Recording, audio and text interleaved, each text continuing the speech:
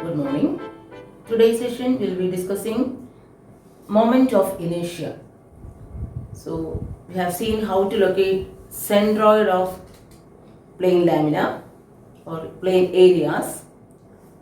Now moment of inertia is a very important property of a cross section or an area.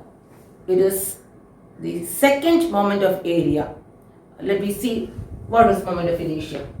Consider a lamina like this, a very thin lamina of area A. It's centroid. It's any irregular shape. Say GB centroid, where the entire area is concentrated. You know how to locate the centroid of different sections. So the coordinates of this centroid are x and y. With reference to x-axis, it is at a distance y, and with reference to y-axis, the centroid is at a distance x. So x, y are the coordinates of the centroid. Now, consider the first moment. Say this lamina is having an area A. First moment of area about x-axis. That will be, what is the area is A. First moment means A into this distance. First moment of the area about x-axis is A into y. Isn't it? Now, second moment of area about x-axis. So this is first moment AY. So second moment is again multiply with the distance y. So it is equal to A y square. And this second moment of area is called moment of inertia. It is moment of inertia. And it is AIXX, moment of inertia of this lamina about XX, or moment of inertia is equal to A y square. Moment of inertia about x-axis. Similarly, first moment of area about y-axis, we consider the OY axis. First moment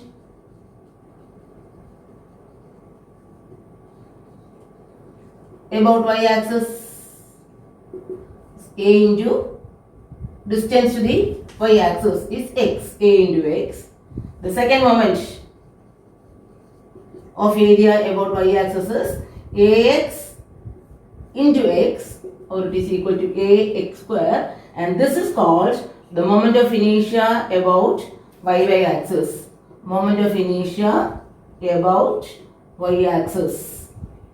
Iyy is equal to Ax square. So these are the expressions for computing the moment of inertia of sections about x-axis or y-axis. So it is moment of inertia is nothing but it is the second moment of the area about the given axis. That is area into distance to the axis square. Ax square, Ixx is Ay square, and Iyy is equal to Ax square. Now, what is the practical application of this moment of inertia? That we will see in the coming session after discussing about the moment of inertia of various cross sections. Mainly, it has got application area moment of inertia. This is called area moment of inertia. But we have, if area is replaced with mass, m into x square or m into y square, that will become mass moment of inertia. When we deal with solid bodies like spheres, rings, discs, etc., the product of mass and the distance to the axis normally will be, if you consider an axis perpendicular to this x and y plane, say there is an axis Z, the moment of inertia about this Z axis, this is called polar moment of inertia. And in the rotating bodies, the mass moment of inertia has got considerable significance that you will see in the coming sessions. And area, now we are going to deal with in today's class about the area moment of inertia. So area moment of inertia, I will discuss one or two different sections, the numerical values for the area moment of inertia or the second moment of area, and based on that we will discuss how to do the numerical examples on computation of moment of inertia of composite areas. I will discuss certain formulas for regular sections which we commonly come across so that we can calculate the moment of inertia of composite sections. First of all, let us see a rectangular section. Say a rectangular section, width B and depth h.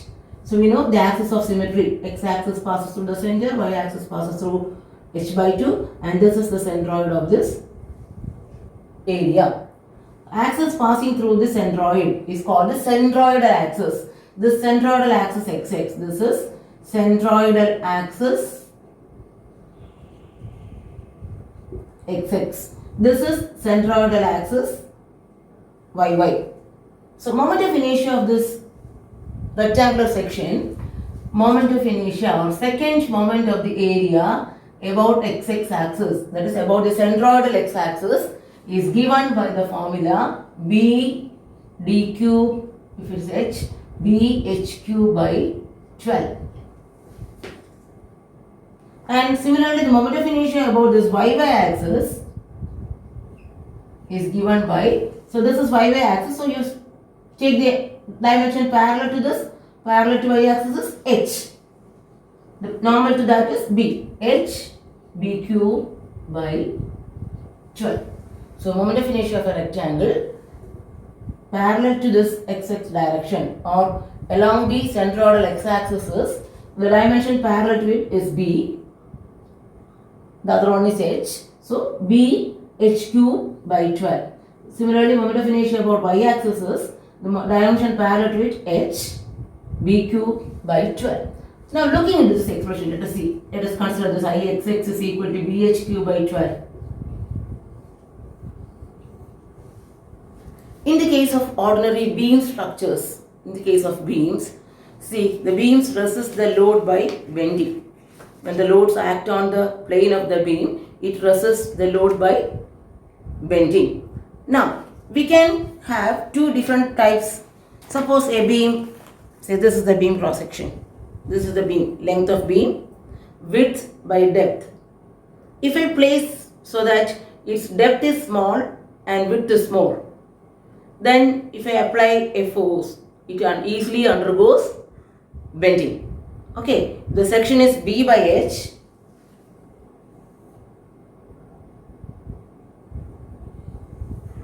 This is the length of beam, I am showing it. In the cross section, width is large and depth is small. Then it easily undergoes bending. So the resisting cross section is B by H. Suppose this same, I can place it like this also. If I place it in this form, so that its width becomes small and depth becomes large. That is the second case, I am placing it like this. I am placing this beam.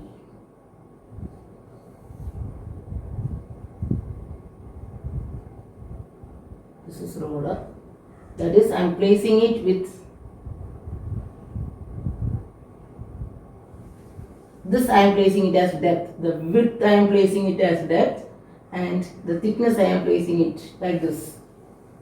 The thickness of the scale here shown, thickness of the beam is small and depth is equal to B. Okay.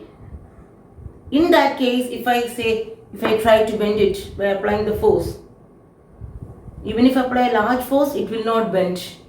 So here, see, if the beam is placed like this is the cross section. This is the centroidal axis. Its moment of inertia about xx axis. This is xx axis.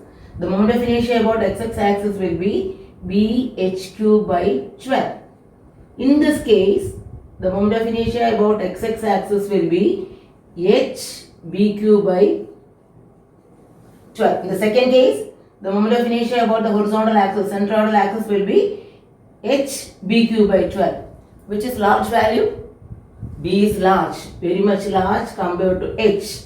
So the moment of inertia of the section is very large when you place the depth as the larger dimension.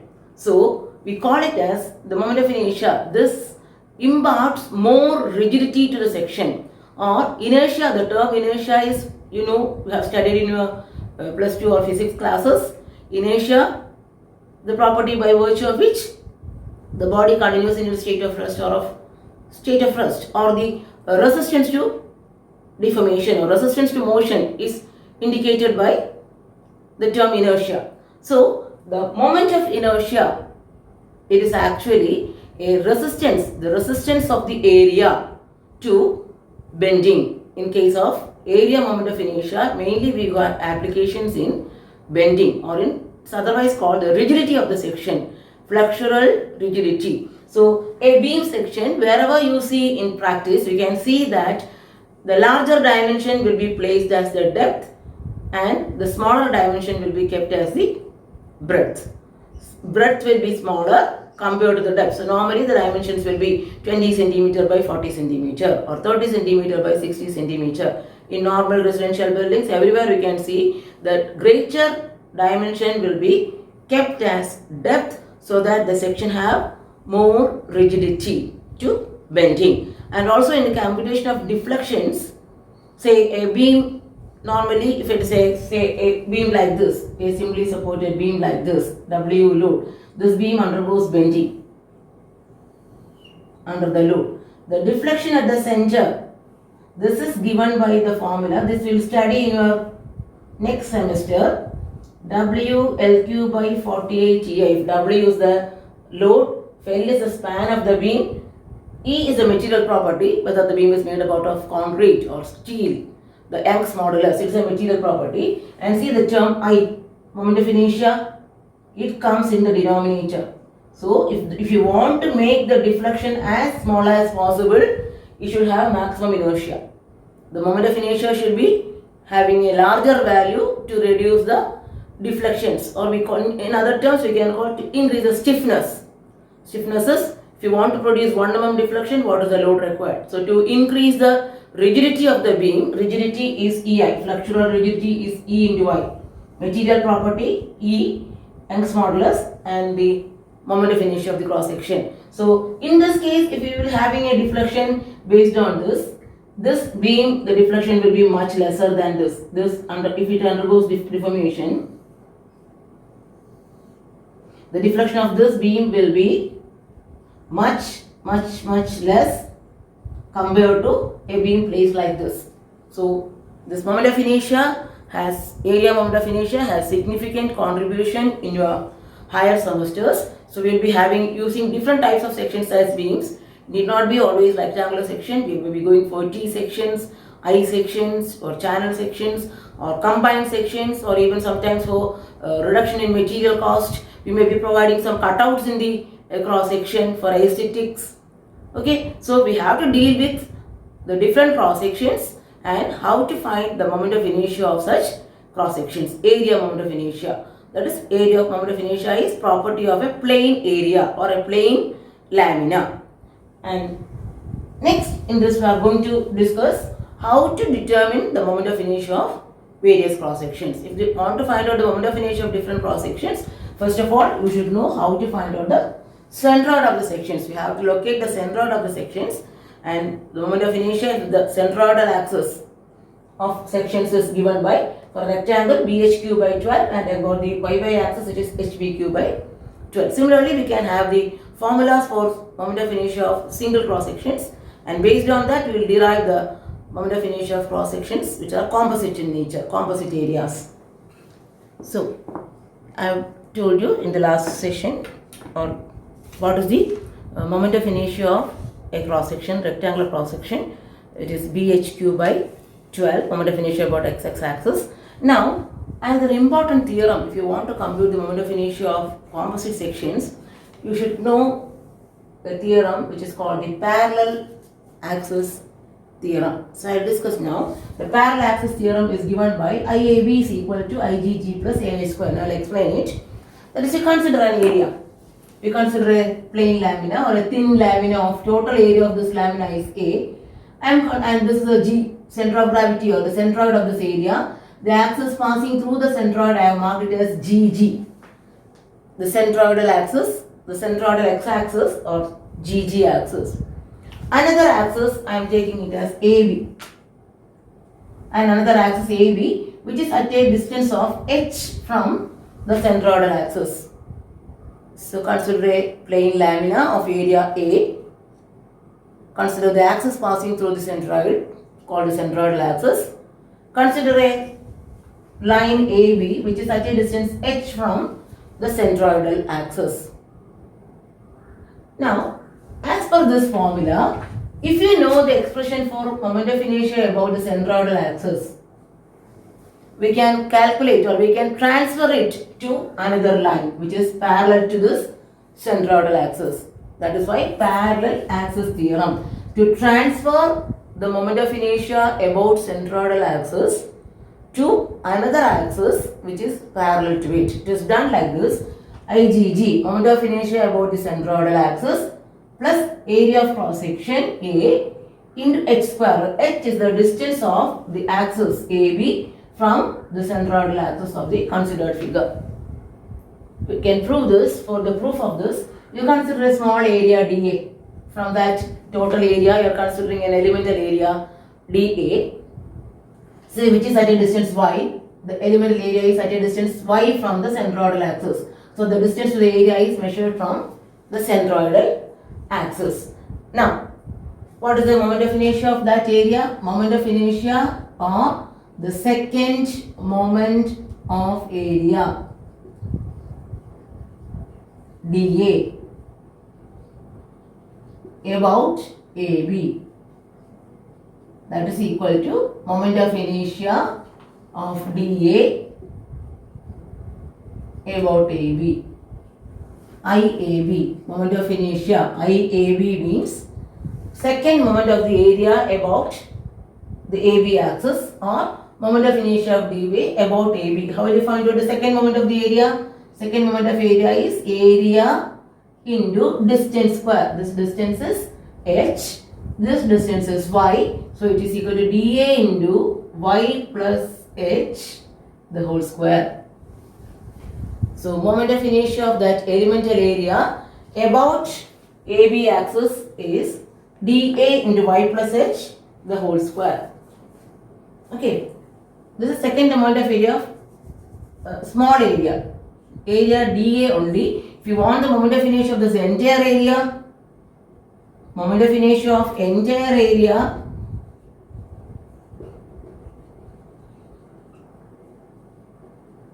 about AB, that will be designated as IAB. So that is equal to integral of dA y plus h the whole square. So for a small elemental area, its second moment is dA into y plus h the whole square. If you want for that entire area, you integrate it. So how will you find out this integration? Integral of y square plus h square plus 2hy dA, or it is equal to integral of y square dA plus integral of h square dA plus integral of 2hy dA. So what is this y square dA? Second moment of the area, this second moment of this area about the centroidal axis, isn't it? So that is nothing but moment of inertia or the second moment of the area about the centroidal axis, IgG. Second moment of this area about this centroidal axis. So if you integrate it, you will get the moment of inertia of this entire area about the centroidal axis plus h is a constant, h square, integral dA is a, h square a plus this will become 2hy dA will become 2h into integral y dA, or this is equal to IgG plus ah square plus 2h into a y bar. Integral y dA is first moment of the area about the centroidal axis. Integral y dA is a times y bar. Y bar, this term is nothing but 0. Because see, y is measured from the centroidal axis. Distance to the area from the centroidal axis is y. If you consider the entire area, the distance to this centroidal axis from the centroidal axis, this term becomes 0.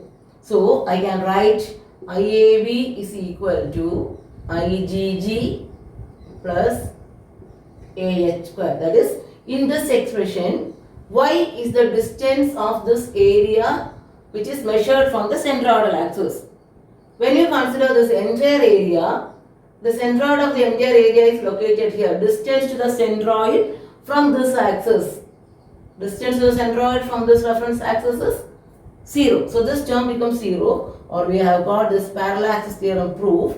Moment of inertia of an area about any axis which is parallel to the centroidal axis is given by moment of inertia about the centroidal axis IgG plus AH square. So this has to be remembered throughout the computation of moment of inertia of sections.